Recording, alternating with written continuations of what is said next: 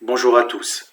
Dans cette vidéo, je voudrais vous proposer un exercice que je trouve assez instructif. Donc un exercice de géométrie. On va considérer un triangle ABC et on va prendre P à un point quelconque à l'intérieur de ce triangle. Donc P il peut être n'importe où à l'intérieur de ce triangle. Ensuite, vous allez tracer les droites AP, BP et CP et vous allez noter les intersections avec les côtés opposés. Ainsi, A', ça sera l'intersection de AP avec le côté BC, B', il sera sur AC, et C', il est sur AB. Voilà.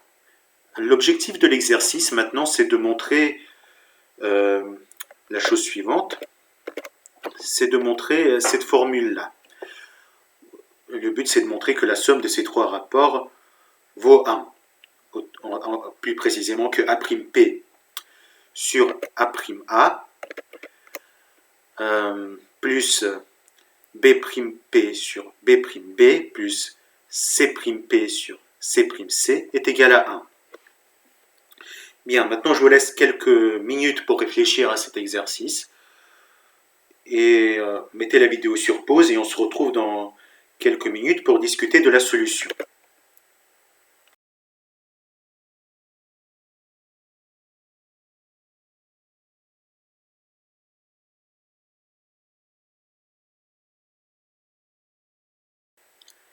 Bien, on se retrouve du coup pour discuter de la solution. J'espère que vous avez pris plaisir à chercher cet exercice et que vous allez trouver la solution instructive. Bien. Si vous regardez l'indication, on vous a conseillé de présenter les rapports de longueur comme des rapports d'aire. Alors comment est-ce qu'on va le faire concrètement? En fait, on va dire que le rapport A'P sur A'A, c'est la même chose que le rapport de l'aire du triangle BBC sur l'aire du triangle BAC. Autrement dit, le rapport de l'aire du triangle bleu sur l'aire du triangle ABC.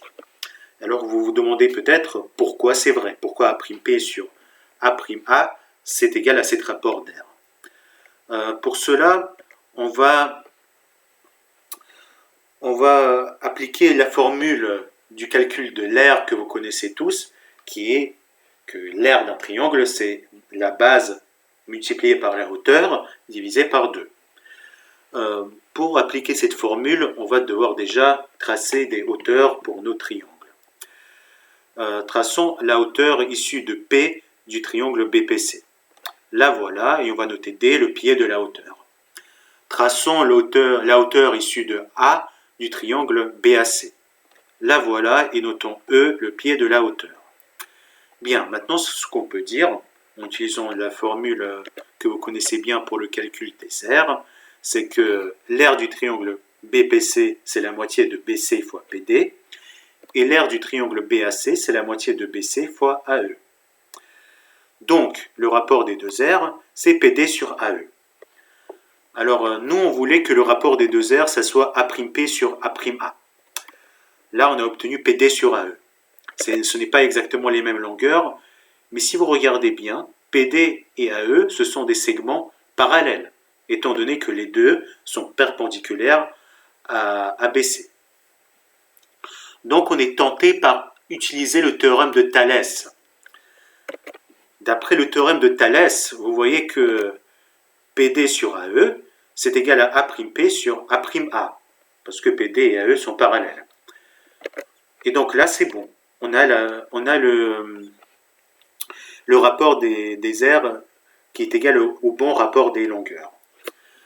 Bon, on a fait la moitié du travail. Maintenant, comment est-ce qu'on termine l'exercice en sachant ça?